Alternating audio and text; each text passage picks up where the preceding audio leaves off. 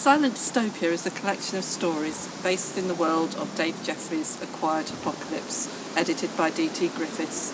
In a world where man is both silent and mute as a result of disease, my story, Babel Hour, follows a group of nuns led by Sister Mary as they raise their voices against those who seek to control them.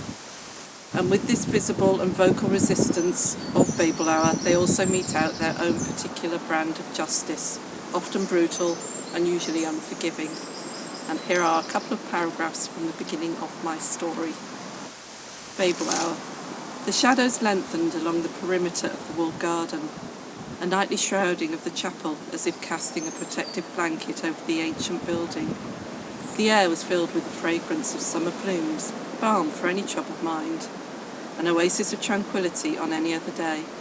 Inside, the sisters were busy with final preparations before Compline. Mother Mary didn't have much time. With a quick look over her shoulder to make sure she was unobserved, she left the shelter of the cloister and made her way between the flower beds, heading for a doorway, hidden in the wall, on the far side of the garden. She did not, however, go beyond, instead pressed herself against its old wood and listened.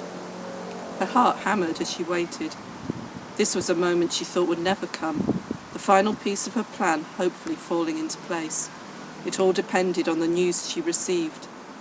On cue, she heard a low cough from the other side, which she echoed, and a scrap of paper was pushed beneath the door.